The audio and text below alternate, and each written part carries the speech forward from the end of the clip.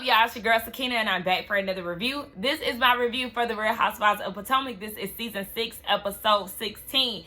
Y'all feel like energized and so happy. You know, I'm proud of myself because here I am on my 3rd video. That means I will have 3 videos out before I clock into work. Like, shout out to me, y'all. Because y'all know I do not be pushing out videos back to back like this. So it's the productivity for me. But anyway, be sure to check us out tonight on the Whether You Like It or Not panel. It will be hosted on Giving You the Real Tea's YouTube channel. I will have his channel linked in the description box. So be sure to check us out tonight. And let's go ahead and get into this review. So everybody is finally off the bus. They are back into the house. They're getting prepared for this crab boil. Now, listen, Wendy, you did not have a chef for breakfast, but I'm glad that you decided to have a chef somewhere. Just make sure next time you plan a trip that you actually have a chef for at least breakfast, because we know breakfast in the mornings and things with a group, it could be chaotic and, you know, y'all trying to get ready. Somebody need to eat. Y'all going to be drinking. You want to make sure you got something on your bellies, X, Y, and Z. So, yes, shout out to you for finally having a chef just at the wrong time of the day. Nonetheless, I totally forgot that they are in the DMV area, so their definition of a crab boil is different from our definition here in the South. We eat king crab, snow crab, you know, crab legs, whereas they eat in, is that like soft shell crab? Is that what that is? Child, they eating the whole thing. Baby, I wouldn't know how to eat. How y'all do this? What you do? Just hit the whole thing with a hammer? The legs is skinny. What kind of crab legs is this? Like, I literally would not know what to do with those crabs. But one thing about it, they knew exactly what to do, and they were smashing. Now, everybody's dressed up. I can't remember what Robin had on. I'm going to have to let y'all know in a minute. Gizelle, of course, like I said, Gizelle thinks that she throws on something designer, and that should be enough. No, ma'am. Wendy looked great. Candiace looked good, even though I didn't love, like, the knee-high split on her jumpsuit. But it's okay. You know, people are dressed up. A scholar, you know, she always gonna look good. Mia, she looked good. Gizelle, jeans and a sweater. I mean, she did kind of dress for the occasion because they did say it was cold outside. Another thing, why y'all ain't have them heated lamps? Because Gordon got his food and went in the house. I said, oh, okay, well, dang, all right. So then they end up toasting up to not only them being in Chesapeake, but also Candiace's album. Ray and Karen, who came through with matching hats on, they're getting ready to celebrate their 25 years. Karen threw some shade to Gizelle in her confessional, talking about, you know, some people ain't make it to 25 years. Gizelle, girl, listen. Have at it, Karen. That's you know, she gonna continuously shade Gizelle for not having a man. And I was like, oh, Robin must have been waiting on Wendy to say congratulations on your engagement to Juan or your new house or something. No. Her house is an accomplishment, so I'm gonna give Robin that. You know, she should have tossed that out there. I mean, she could have said, Gizelle, congrats on the process of trying to get that tear down, tore up. I don't know. Who else could she have said? Mia, you know, congratulations on being a boss. Okay. Toast. So I forgot all about Ashley, child. Congrats on being the mom again. So she asked Eddie, has he spoken to his family recently? As we know, Eddie is estranged from his family. His mama don't talk to him. Daddy, you know, they just did not approve of him and Wendy's union. So they have been out of touch with each other. But she did call randomly and she asked how the family was. And Mia and Ascala were, you know, saying that was definitely good. And Mia was hopeful that her mom can get on good terms, because she said it doesn't matter what age you're at, you want your parents in your life. And you have your parents in your life, definitely, if they are willing to be a participant. If they aren't serving you any type of peace or any positive energy or anything like that, then they can stay where they are. I'm a firm believer of that. I could not imagine not having my parents in my life, but if it got to that point, I do believe that family can get cut off. So yeah, shout out to Eddie. Hopefully his mom comes around for the children and, you know, comes to grips that Eddie and Wendy ain't going nowhere, okay? They together. They got 3 children. They're doing well. It is what it is, Miss Ma'am. You get with the program or not. So then they get to talking about, well, actually, Gordon comes outside. And Wendy asked Karen and Eddie to step aside with her for what? I don't know yet. But Gordon was like, I'm definitely happy to be here with y'all. You know, I could be doing a whole lot of things, mostly sleeping. Now, because I guess that kind of went over my head, but the cameras did show Ashley and she was looking frustrated. So then Gizelle mentioned how he keeps throwing out sleep and it's supposed to be like a jab to Ashley. So Ashley was like, yeah, you wouldn't let me sleep on the bus. And he was like, what bus? What sleep? What corner? What you talking about? Like basically just paying her dust. And I'm like, oh gosh, here we go. This is a random thought. Did y'all see how the caterers was preparing for the food and production zoomed in on the salad? That was so funny to me because at first I was lost. I said, why did they zoom up on the salad? And as soon as I said that, it came to me like, oh, the salad toss. Baby, it's an infamous moment at this point for Real Housewives of Potomac. So Ashley is asking G, like, okay, do you have amnesia? Do you have Alzheimer's? Like, what's, all of a sudden you don't remember this buzz. G really don't have the energy to give to her, but Mia is insulted, like, hold on, wait. I know you're not trying to insult my husband, talk about he got Alzheimer's. Like, hold on, wait, Miss Ma'am. Don't be trying to say that because that is a serious thing. Like, Mia, you was a little over the top with it, but I understand you felt like she was coming for your husband, so you had to defend him or whatever. Okay. So Ashley is like, no, I'm not ageist. You know, she is married to Goldmember, the old crusty white guy who is a perv. You remember him? Yeah, she married to him. So, I mean, shit. She ain't ageist because she had to go low to get her goals met, child. Nonetheless, so Mia is offended. Like, don't be trying to come for my husband. Like, don't use that type of wording. And she asked Ashley where her husband is. And she was like, at home with my kids. She was like, you sure? I said, Mia been watching. Mia watched those previous seasons. Because when she hit her with that, are you sure? I said, oh. She knows. She knows her husband's history. And she was like, yeah, your husband at home, why has he never come around? Like, are you ashamed of him? Hell, I'll be ashamed of his ass. But at the same time, that would never be me, child. But yeah, she ought to be ashamed. But then again, she came with a blown up picture of that damn family of hers. Anyway, yeah, G apologized. But he said, I'm sorry, but I'm not sorry for what I said. Then you really not sorry. I mean, it wasn't that big of a deal. I understand Ashley being annoyed, but it wasn't that big of a deal to me for it to still be lingering this long. Mind you, they having this back and forth conversation and Eddie and Wendy trying to stuff Karen into this cake. I don't know what's going on here. I think she said something about, was it at some bachelorette party? I'm gonna assume it was Ray who said at the bachelor party that he wanted somebody to pop out of a cake, so they're gonna make Karen do it. So Karen pops out this cake. I mean, he pretty much seen her walking up under the cake, but it was cute. It was it was a nice gesture. The kiss between Ray and Karen, very awkward. I understand she went for the lips and he went for the cheek because, the brim of his hat was interfering. It was a whole lot going on. The production team asked Wendy in her confessional what she would rate her hosting skills. And she said 10s across the board, okay? She said she was a mediator. She was a personal chef. She had to deal with 2 petulant children, Gizelle and Robin, and she whipped them into shape. Now, this trip, what would I rate it? Let me see. And did y'all notice Robin and Gizelle had got ready in the room that they was complaining about? I said, oh, y'all must have really booked the hotel for one night. Cheap asses. Anyway, how would I rate this party or this trip? Now, I will say that episode coming into the trip, action-packed. It was funny. I think this was a good trip.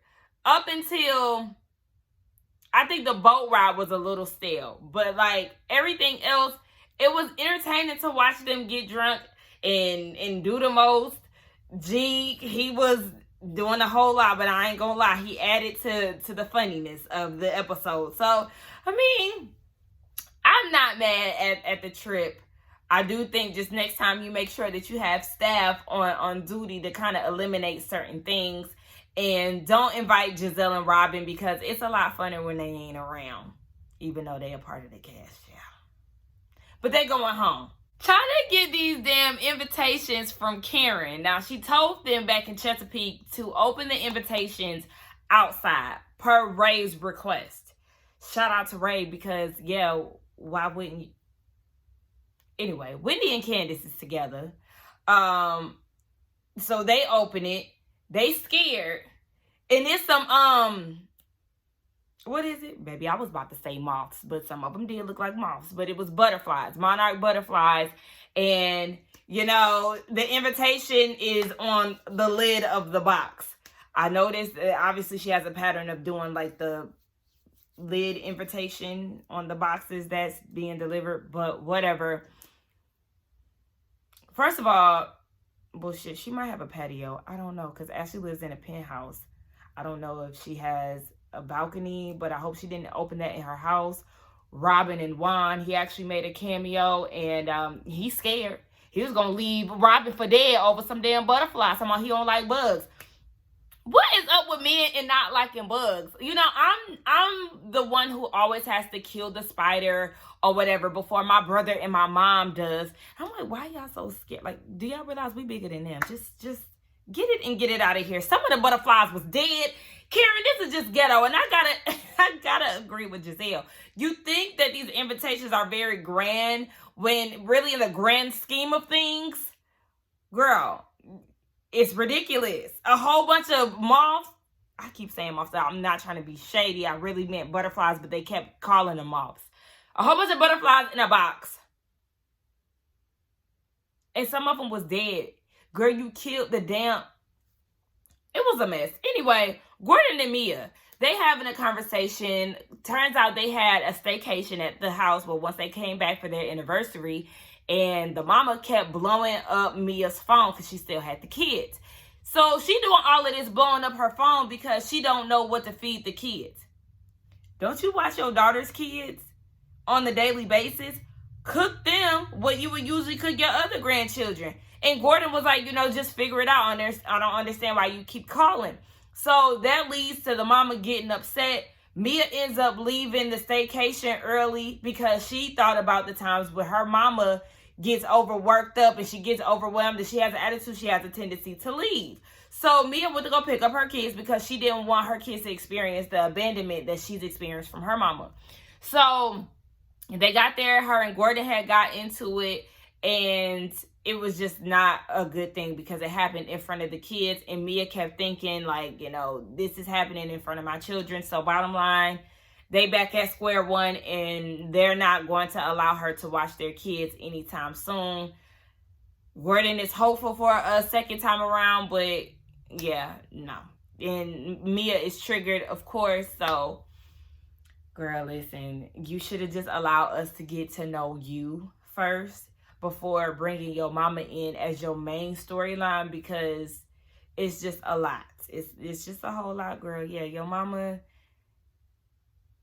she going through her own battles, and y'all trying to make amends on TV is not going to help her situation or y'all's situation. So we see Gizelle down at the gardening shop with her children because she's doing a circular driveway. So she's thinking about some greenery that she can put along the driveway and all of that. Girl, where is the landscaper? How about that?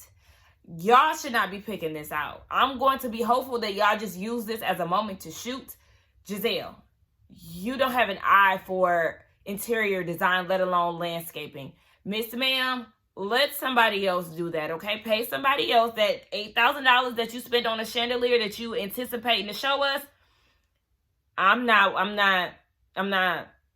anticipating that moment. I'm not. I mean, I would be interested to see how the house looks as a whole. You know, the girl said, look, we moving into a shack. The house looks way better than how it was before. However, yeah, I just want to see how it looks overall, but I am still nervous. And did y'all realize when she got the package for the invitation, they was in the backyard because she ain't got no front door. But anyway, they start talking about Karen's vow renewal, and she's asking the girls, should I bring a +1? Should I bring a date? And it was mixed reviews. Some of them was saying yes. Some of them was saying no. I'm saying some of them as if she got more than 3 kids. But, you know, it was, y'all get it. So one of them did make a valid point. Yeah, because you don't know them like that. If you're trying to just bring somebody that you just met, you don't know how they going to act around a mixed crowd and all of that. I said, come on, girls. Y'all better know it. So she is dating. So she says, but she's not looking to take anyone serious. The girls are ready for her today because they don't want her to die alone. And they said, look, you're looking pretty lonely right now, sis. But she told producers that, yeah, she is dating. It's none of their business. Are you really dating? I'm not going to put it past her. She probably is dating, trying to get to know the men. And I understand that because I don't want to take anybody serious right now either, but I am dating. Then that's because I feel like I need to really get out there and allow myself to be courted and go on dates and get to know different personalities and just really, you know, get my skills up, see if I still get it, you know? So I understand Gizelle. Gizelle wants her daughters to be more open and not so emotionally cut off to things. So she's like, I know y'all about to start dating soon. If y'all haven't already, Grace. So I just want y'all to be, you know, better than me. And Grace is like, we don't really have much to go off of when it comes down to their parents. They've never even seen them married. They don't remember them being married because the divorce happened so quickly. So they never seen a good relationship in front of them. Like, they don't know what that looks like. They don't have real life examples of that, not even down to their grandparents, because Giselle's parents are not together. So it's just kind of hard for them, and Grace feels like it's always going to be hard for them because they never had that experience. They don't know what that looks like. And Gizelle is like, you know, I've been born with walls up, and I never knew what that looked like until my daughter showed me, and she let them know, I could have definitely communicated some things to your dad within our relationship, and I didn't, and that's on me. But yeah, I understand when it comes down to a relationship, you always want to look at both sides. You know, what you could have done better, or blah, blah, blah. But then we also want to keep in mind that people gonna cheat regardless. It's not always you. So Jamal was doing his due, but also you do have to look at what you did, Gizelle, and what you did was marry him even though he was cheating prior to. Now, they told her, lead by example. You want us to be vulnerable, communicating and all of that, baby, you got to do what you got to do. You need to do the work. That means therapy. That's what you need to be doing, because Grace said, baby, you 50 years in the game. So, yeah, we got to get you together. I said, see, them girls is always going to straighten that mama up. And that's just how it is with a lot of kids. So, like I said, I get my mama together on a daily basis. Hey, Mom. So Ashley goes down to her therapist. Michael ain't having sex with her. That's fine with us. We don't really care about that. But she said, you know, this is around the same time that she experienced the postpartum situation with Michael and him cheating and all of that. Or I think so. I don't be listening because I don't care. But yeah, she said that she still wants to be with him, but that trust is really on shaky ground. So she trying to figure out if she knows how to be romantic anymore, and she doesn't know how she's gonna act. Whatever. The doctor said, don't focus so much on having sex and just try to connect and have intimate moments emotionally. Okay, next. So Wendy is on her candle production set. I forgot what the name of the candle is, but I do want to buy it. I heard that it is sold out and it's $45 or something like that. But I like Wendy, so I want to support. Like I said, anybody want to give me the candle? You see my Cash App down at the bottom. I need to give me a P.O. box so I can let y'all mail me some things. Look. But But yeah, so she's doing a photo shoot with her mom and her daughter. Eddie is the one that has gotten this thing going. He wrote out her business plan. He's doing the financial things. I said, okay, look, this Eddie company, girl. Look. But yes, so her mom and her daughter are there. They're doing the photo shoot. The photos are coming out very nicely. But in between the photos, they start talking about doing things for yourself and how she wanted to do things early on, but as a child she just wanted to do things that her mother wanted her to do. Her and the photographer bonded. He looked cute from what I could see. I was like, just pull your mask down real quick, let me see something, Sarah. But yeah, they bonded because they're both African, and he was an engineer and now he's a photographer. You know, she is a doctor who now, or a professor who now wants to start her home essentials line.